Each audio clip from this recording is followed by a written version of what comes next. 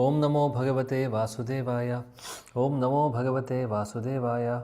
Om Namo Bhagavate Vasudevaya. Om Ajnanatimirandasya Jnananjana Shalakaya Chakshurunmilitam Yena Tasmai Shri Gurave Namaha.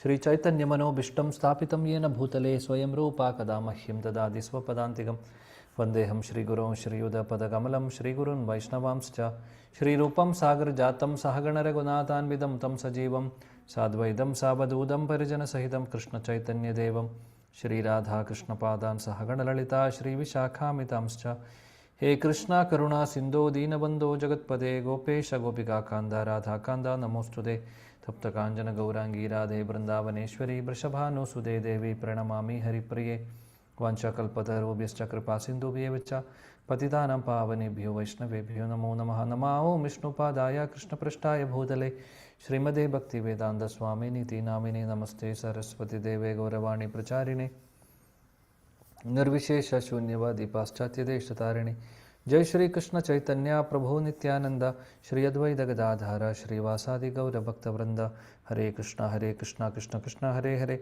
Hare Rama Rama Rama Hare Hare Hare Krishna Krishna Krishna Hare Hare Hare Rama Rama Rama Hare Hare Hare Krishna Krishna Krishna Hare Hare Hare Rama Rama Hare Hare Mukam Karodi Vachalam Pangum Lagayate Girim Yatkrpatamaham Vande Shri Guru Dinatarinam Paramananda Madhavam Shri Chaitanya Meshwaram.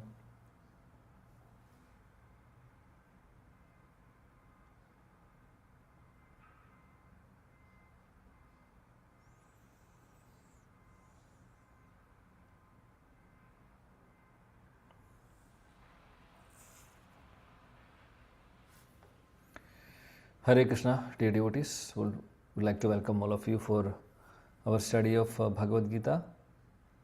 So we are discussing this second chapter of Srimad Bhagavad Gita. We are at the verse number 68 today. We'll be doing the 68th verse. Let's begin. Tasmad yasya mahabhaho okay. Anybody would like to recite with me? Hare Krishna Prabhu. Tasmad yasya mahabhaho Tasmadyasya mahabaho nirgrihitani sarvashah nirgrihitani sarvashah indriyandriyarthebhyas indriyani indriyarthebhyas tasya prajna pratishtita. tasya prajna pratishtita. Yeah, please read the translation. Hare Krishna Prabhuji. Therefore, O mighty armed, one whose senses are restrained from their objects is certainly of steady intelligence. Hare Krishna. Yep. 1 second. Hare Krishna, Hare Krishna.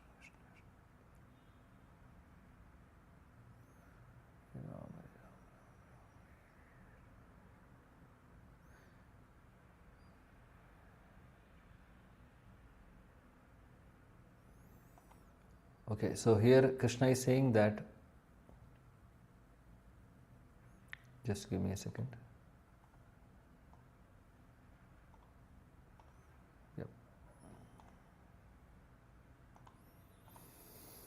Yep. So now Krishna is speaking about the senses. So we are already discussing, last week also we discussed in person the nice verse Indriyanam hi charatam yan mano anuvidhiyate tadasya haradi prajnam vayur navam ivambhasi. So last week we discussed that even one of the roaming senses on which the mind is focusing, it can carry away our intelligence. And the example given is that vayur navam ivambhasi, just as a strong wind sweeps away boat on the water. Then we have discussed about Ajamala's story. Last week we discussed about Ambarish Maharaj's story also, to understand the two contrast, it was two different stories, and how the senses can be swept away by the by the sense, by the minds or the senses. um, I mean to say, one of the roaming senses that we discussed, how the wind is carrying away the boat. Similarly, we also discussed about the Ambarish Maharaj Charitra, wherein how he has engaged his senses in the service of Krishna. Right? So we discussed that. Now, 68th verse, Krishna is speaking about prajna. He is speaking about intelligence basically. He is saying that, Krishna is speaking here that Tasmad Yasya Mahabhavo Nirgrihitani Sarvashaha. So he is saying that, Arjuna, therefore you should restrain the senses from the sense objects by fixing the mind on me, or by fixing the mind on Krishna. So in the previous verse he said the senses, one of the agitated senses can carry away our intelligence. Now he is saying that we should steady our intelligence. Prajna means intelligence. We should steady our intelligence. How we can steady our intelligence? By fixing the mind on the Supreme Lord Krishna. This is the only way. Otherwise senses will be roaming here and there, and we will be swept away by the material sense gratification, and we will be completely forgetting Krishna, and we will be doing all the bad things, and we will be perpetually in this material world. However, we can now Krishna is telling that, Krishna spoke about the danger of the senses, or it can we can say dangerous nature of the senses means it can go anytime, it can it can roam away anytime. However, Krishna now is speaking about, he is telling that what we should do. He is saying we have to steady the intelligence. How we can steady the intelligence? By restraining the senses from the sense objects, by fixing the mind on Krishna, or by remembering Krishna, by doing devotional services, we can control the senses. Srila Prabhupada mentions here in the purport. So translation and purport given by His Divine Grace A.C. Bhaktivedanta Swami Maharaj Srila Prabhupada ki jai. One can curb the forces of sense gratification only by the means of Krishna consciousness, or engaging all the senses in the transcendental loving services of the Lord. So we have elaborately discussed this in the last class. Only way of controlling the senses is by using it or engaging it in the service of Krishna, like Ambarish Maharaj example we studied last week. As enemies are curbed by the superior force, the senses can similarly be curbed not by any human endeavor, but only by keeping them engaged in the service of the Lord. One who has understood this, that only by Krishna consciousness is really established in intelligence, and that one should practice this art under the guidance of spiritual master, and is called a sadhaka, or a suitable candidate for liberation. So Prabhupada is mentioning that how the enemies are curbed by the superior force. Similarly, the senses can be curbed only by engaging the senses in the service of the Lord.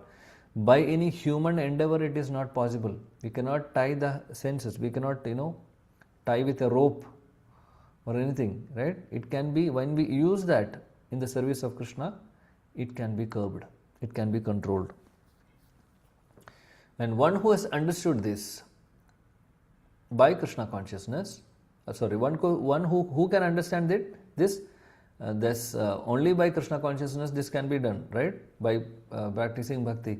So Prabhupada is mentioning that we have to practice this Krishna consciousness, we have to practice the bhakti under the guidance of a spiritual master, bona fide spiritual master. Bona fide means one who is a qualified spiritual master, and that is called as sadhana bhakti, sadhana or suitable.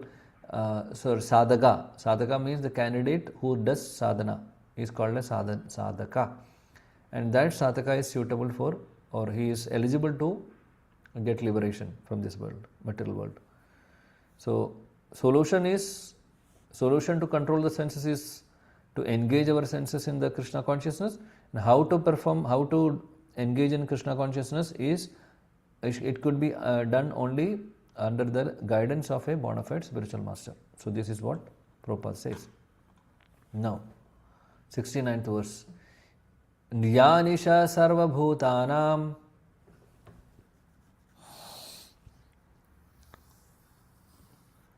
Please recite. Hare Krishna Prabhuji. Yanisha sarva bhutanam Tasyam jagrati samyami. tasyam jagrati samyami Yasyam jagrati bhutani.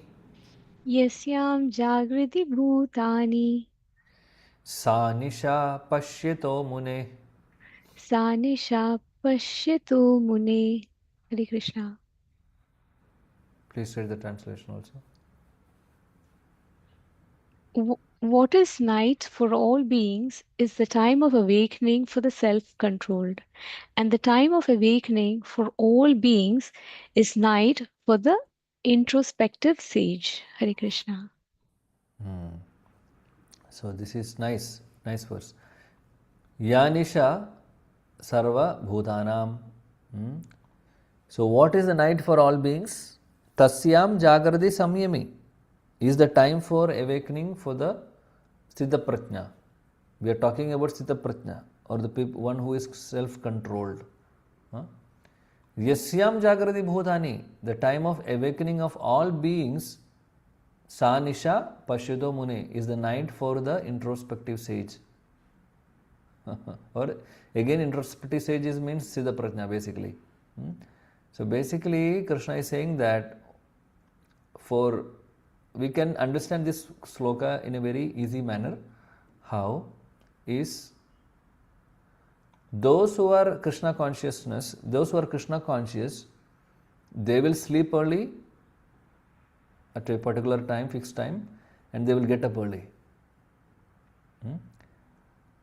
So, for a materialistic person, one who is running behind sense gratification, we can see that they will stay whole night till 3 o'clock, 4 o'clock in the morning, and they sleep after that. A devotee will get up by 4 o'clock. There's others who will sleep at 4 o'clock. So these are the opposites. That is what Krishna is saying here basically. I mean, this is as an example we said. Similarly, what is night for the beings, for the normal people, for a devotee, it is a time for awakening. Similarly, night for the devotee will be day for the others. The meaning is that the devotees, they are understanding the value of life and that they are utilizing the life in a proper way. So that's one understanding. Second understanding is that what devotees will be happy to practice bhakti. So they will so much happiness. Same time, if you talk to somebody who is not inclined to bhakti or spirituality, for them this is not at all attractive. For them only the movies are attracting, only the hotels are attracting, or maybe some bars are attracting, or something else is attracting. But for devotees, those things are not at all attracting. For devotees, only attracting is to hear about Krishna, chant about Krishna. They are only interested in that. So basically this verse is speaking about two opposite mentality. For devotees, for them what is night is, for the others it will be morning. So morning and night are opposites, right? So that's the understanding of this verse. It's a metaphor. It's a metaphor used to understand how the devotees are seeing or perceiving the things. So now let's read the purport. Srila Prabhupada ki jai. He says now, see, there are two classes of intelligent men. One is intelligent in material activities for sense gratification, and the other is introspective and awake of self-realization.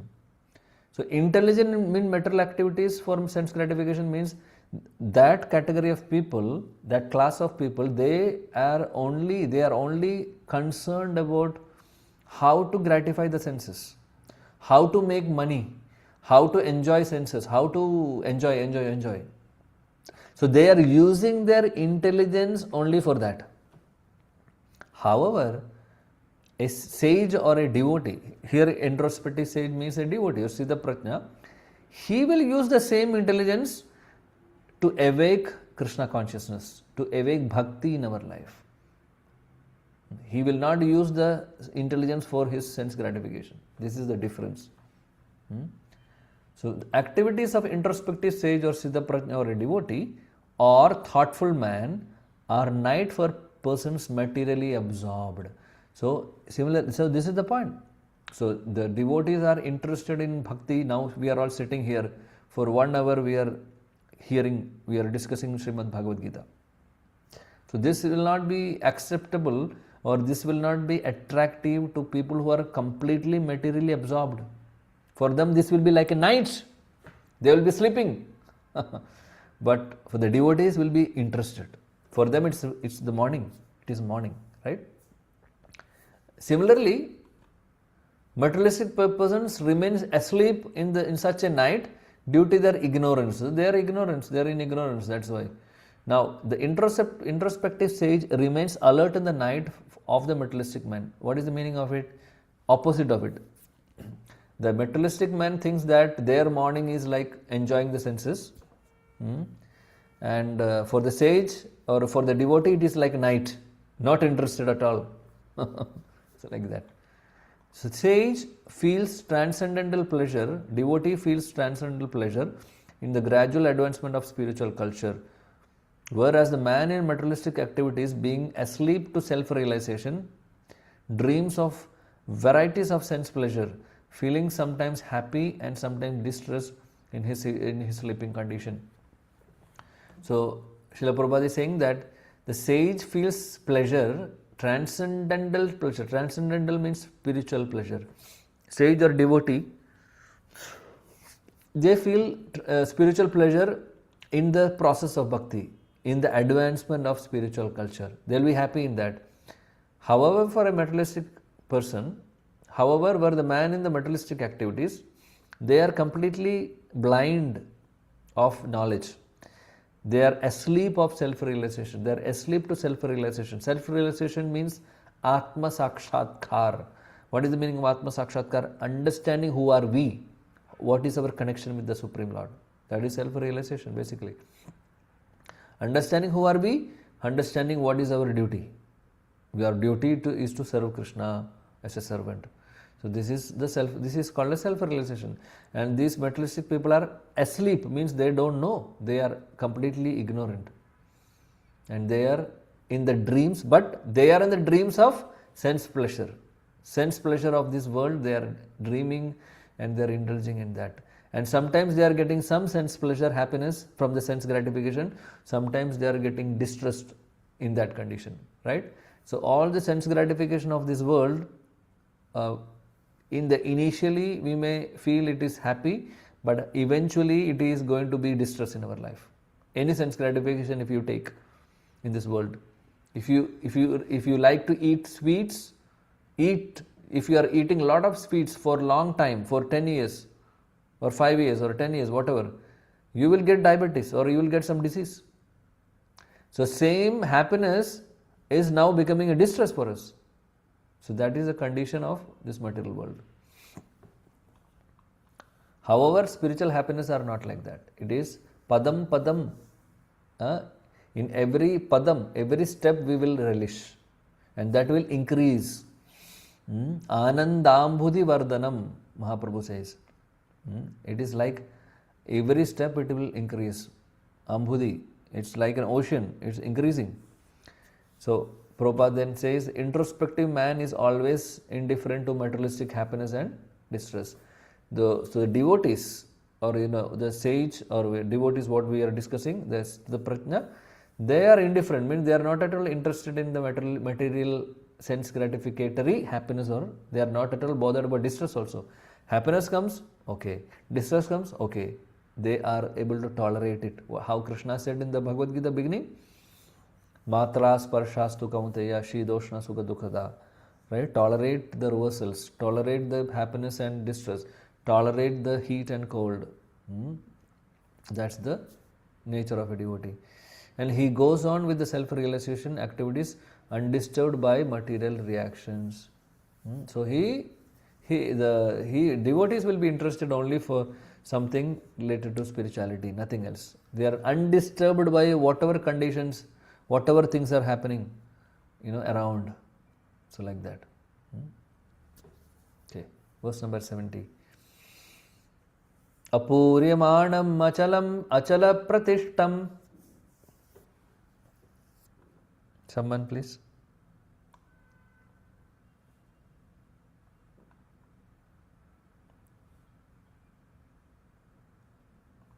Krishna Raju Prabhu. Apuryamanam achalapatishtam Samudramapha pravishandi yadvat.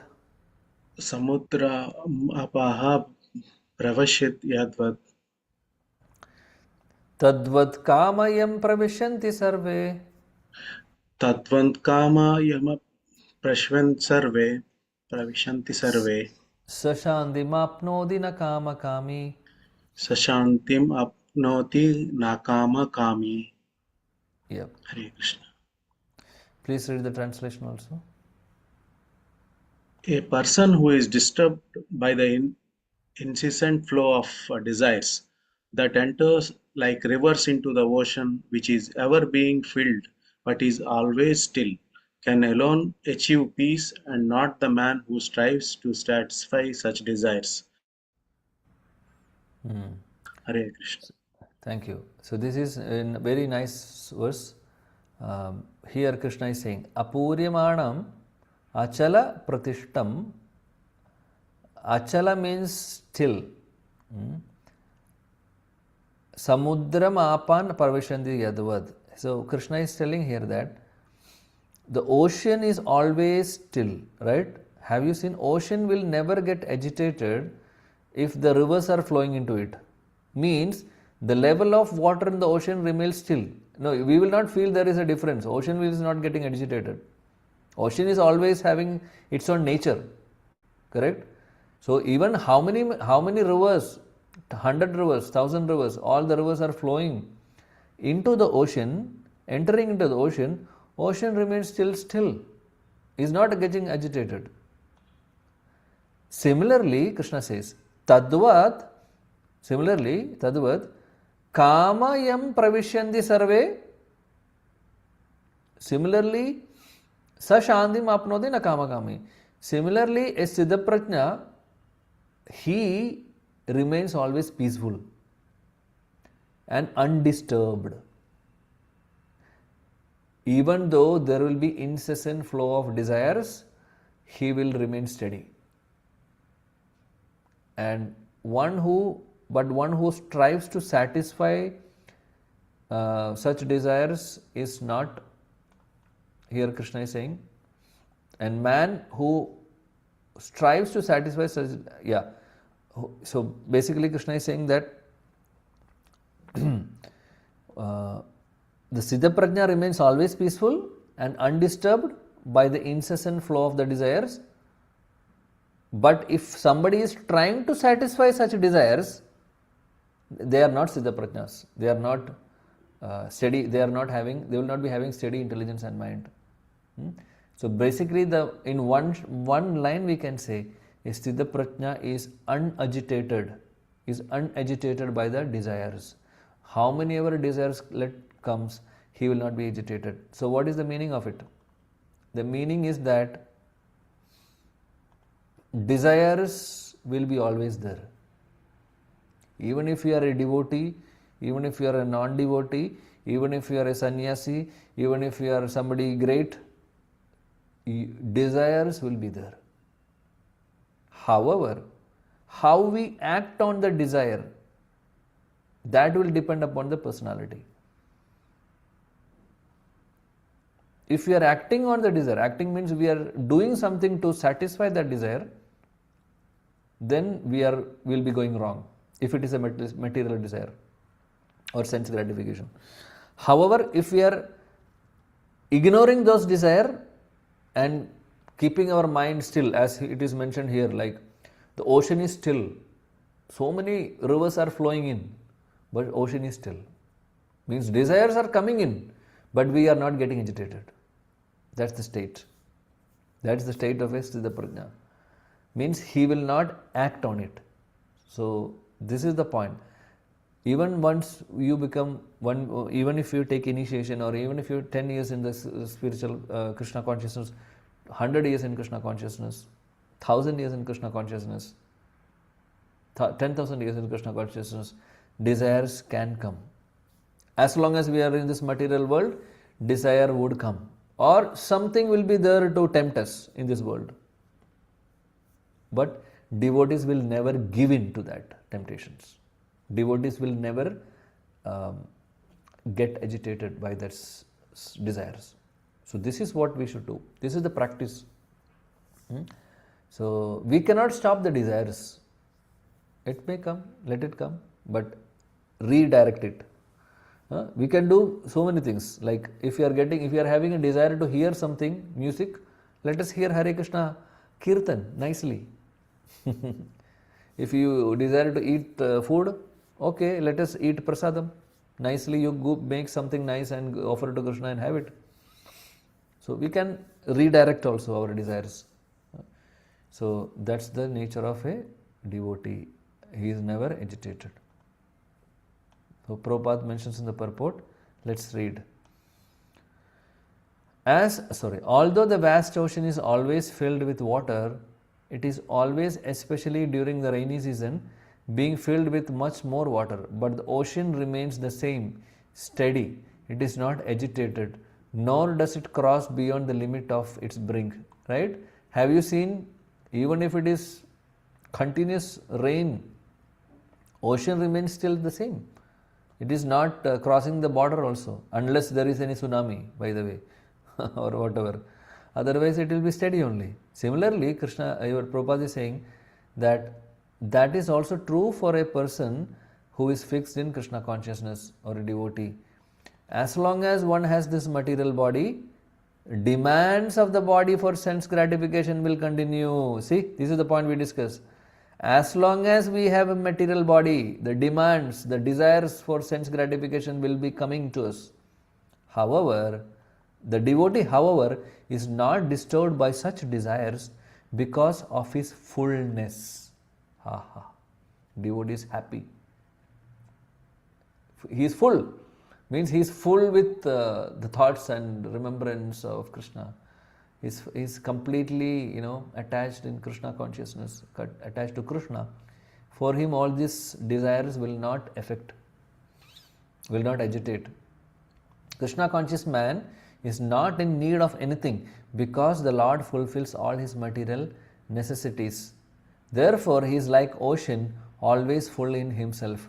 So here Prabhupada says that for a devotee, any need of him, it could be, whether it could be material or spiritual desire. For a devotee, if Krishna desires, he can fulfill all the desires, all the necessities. All the necessities will be fulfilled. What is the necessity, by the way? Material necessities, we need roti, kapada, makan. What else we need? We need food. Right, Suhas Prabhu, you want to say something? No, nowadays internet. Okay, fine. Roti, kapada, makan, and okay, internet also. I'll consider that. Only to hear, only to be in Krishna conscious. So anyway, that's part of makan basically. So anyway, the point is that we need basic necessities of life to live, right? We need a place to sleep, we need food to eat, then we need some dress to wear, and whatever necessary things like whatever you mentioned, we need maybe gas for cooking, or at least firewood for cooking. We need internet nowadays.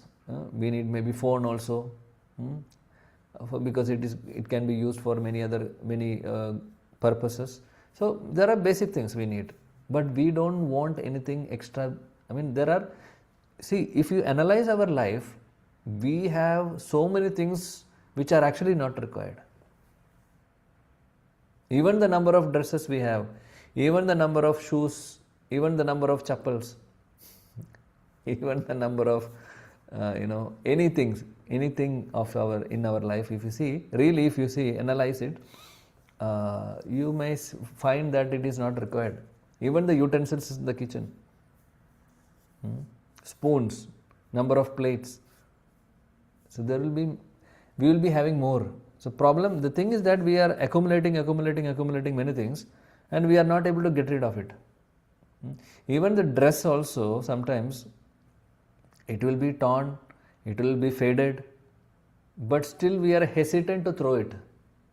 We will use it for pocha, or we will use it for just, see that, is it correct or not? It is true. We are not ready to throw it outside. We may use it for something else. And then we see that, we may argue, and we may justify by saying that, because I can use it for something, why should I throw it? It is not because of that. It is because we are attached to that. So, simple things in our life, simple things, these are very, very simple things. But we are getting attached to small things in this world, very, very small things. So, this sense gratification is something like that. It is a big trap. It's a very big trap. So, the point is that here Prabhupada is mentioning that needs are there for people in this world. So, we need whatever is required for our maintenance. No doubt. We need to have that. We need to have money also. We need to save money, no doubt, for our future, for our children, or our future, or whatever, our emergency situations. However, we should not be hankering for, something which is not in our quota. Because when we hanker for it, we will be completely thinking about that only. Our consciousness is going in that direction. We are wasting our time in that direction to accumulate like that. That accumulation tendency is there in all of us.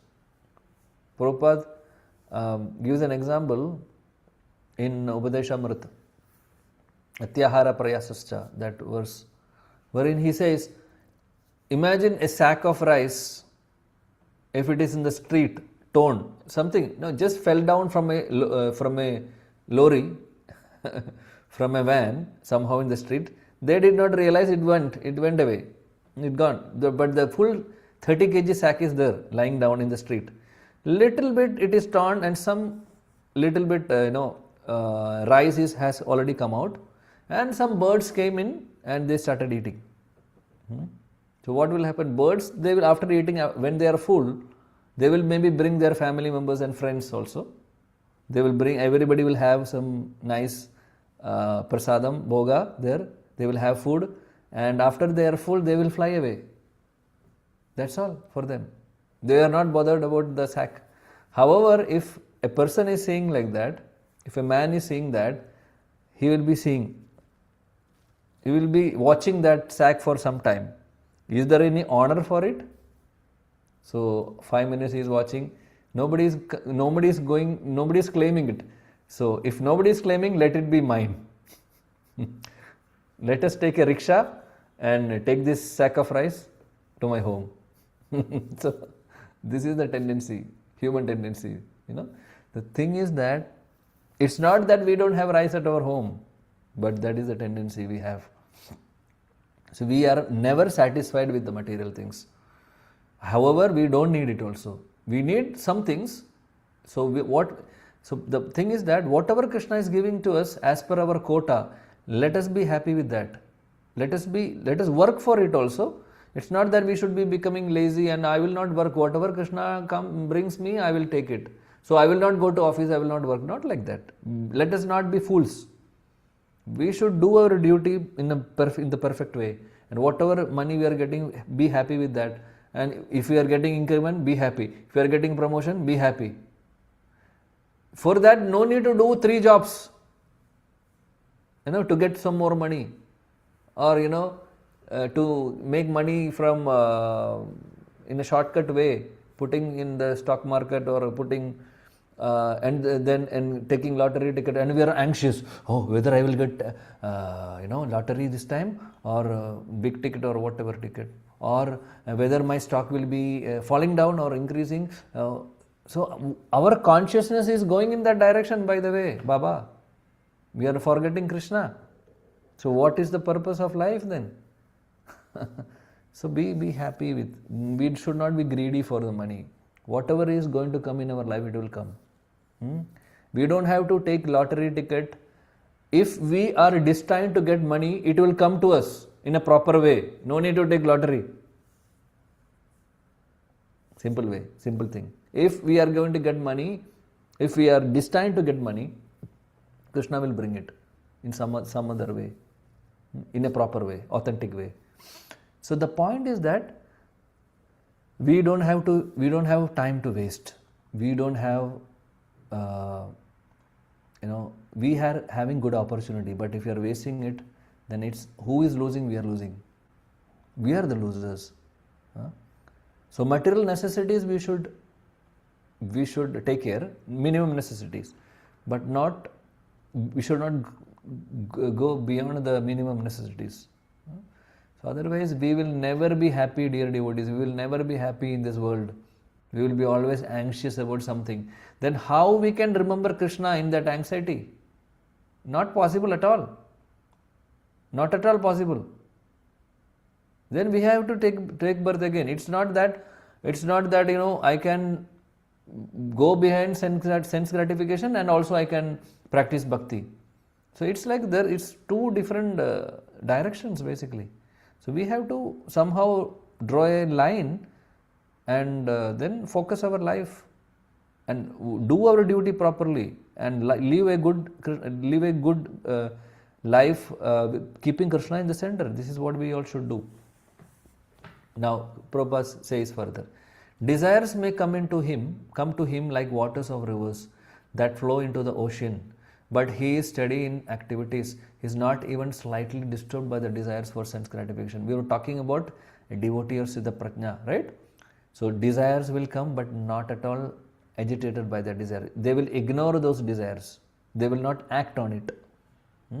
So that is the proof of a Krishna conscious man, one who has lost all inclinations for material sense gratification, although the desires are present. They will not be inclined. Desires will come, but they are not bothered at all. That's the point. Because he remains satisfied in the transcendent loving service of the Lord, he can remain steady like the ocean and therefore enjoy full peace. Because they are completely absorbed in higher things like remembering Krishna or doing some spiritual activities, they are happy with that. They are not at all thinking, or they are not at all bothered about all these other things, other desires. They will ignore those desires. Others on the contrary, however, who want to fulfill desires even up to the limit of liberation, what to speak of material success, never attain peace. So those who are having unlimited desires, they will never have peace. The fruitive workers, the salvationists, and also the yogis who are after mystic power are all happy because of unfulfilled desire. Are all unhappy because of the unfulfilled desires. So people, whether fruitive workers means those who are karmis, means I want to get this, I want to make money, I want to do this. If I do this, I want result. So like that. They are karmis. Salvationist means one who desires liberation. Again, this liberation is not talking about going into the spiritual world. This is something like somehow I need to get out of this world. I am fed up with this world. In that mood. They want to merge into the Brahma Jyoti or whatever, like that.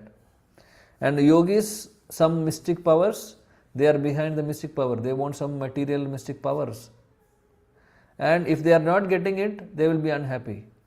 Because their desires will increase and their hankering for it is increasing, and they will always remain unhappy. Because the desires are not fulfilled fully. So then naturally they will be unhappy. However, but the person in Krishna consciousness is happy in the service of the Lord, and he has no desires to be fulfilled. So those devotees are happy. Whatever Krishna services they do in Krishna consciousness, they are happy. They do not, they are fully fulfilled. In fact, he does not even desire liberation from so-called material bondage. Like, they are happy because material bondage, they will not feel it as a material bondage, because if we are practicing bhakti, even in this material world, even being in this material world, if we are really absorbed in it, then we don't feel this is a material world. That is the beauty of Krishna consciousness.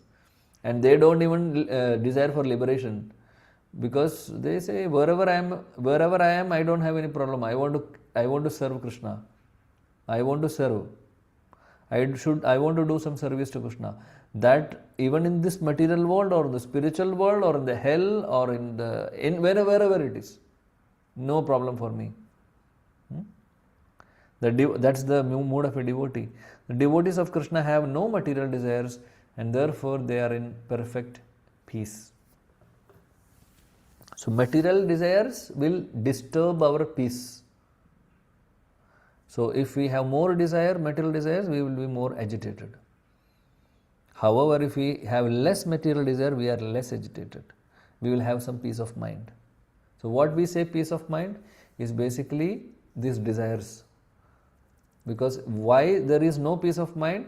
Because we are hankering or we are thinking to fulfill that desire.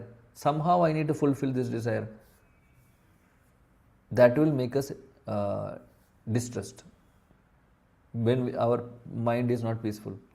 This is what is happening for all of us. Okay. So many instructive section. Sorry. Prabhupada is giving instructions, so I am just trying to repeat it.